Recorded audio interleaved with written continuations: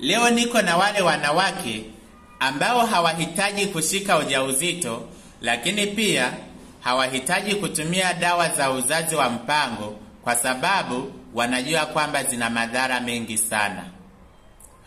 Wanawake hawa wamekuwa wakijiuliza ni njia gani ambazo unaweza ukazitumia ili mradi usishike ujauzito lakini pia ubaki salama.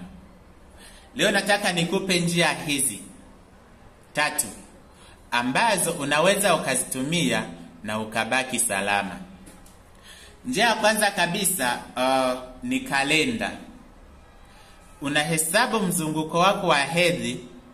Kuna siku ambazo zinakuonyesha kwamba uko free, lakini kuna siku ambazo zinakuonyesha kwamba uko hatarini sana, na endapo ukithubutu kuingiliwa angalau hata kwa dakika moja unabeba ujauzito.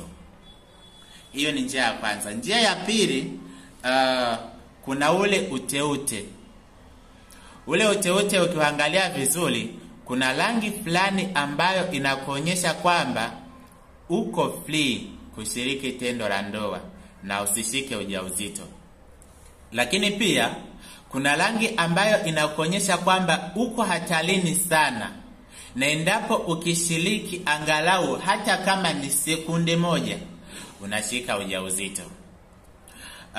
Jambo la 3, njia ya 3, na ni muhimu sana, na endapo ukiitumia vizuri unaweza usishike ujauzito kabisa. Haijalishi uko free, haijalishi uko hatarini, lakini ukiitumia vizuri unaweza usishike ujauzito. Ni njia ambayo wanasemaga kuchomoa. Wanaume wengi sana kwa sasa wanatumia njia kama hizo. Njia ya kuchomoa.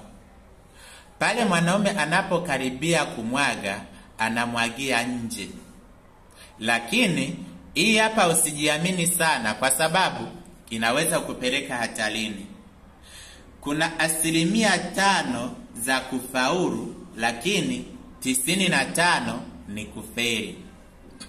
Inawezekana mwanaume akawa yuko makini sana, pale anapokuwa anakaribia kumwaga, anachomoa, anamwagia nje. Lakini pia kuna baadhi ya wanaume wengi sana wanajisahau sana. Badala ya kuchomoa, anajikuta ndo anafinyia ndani kabisa. Kwa hiyo unaweza ukashika ujauzito.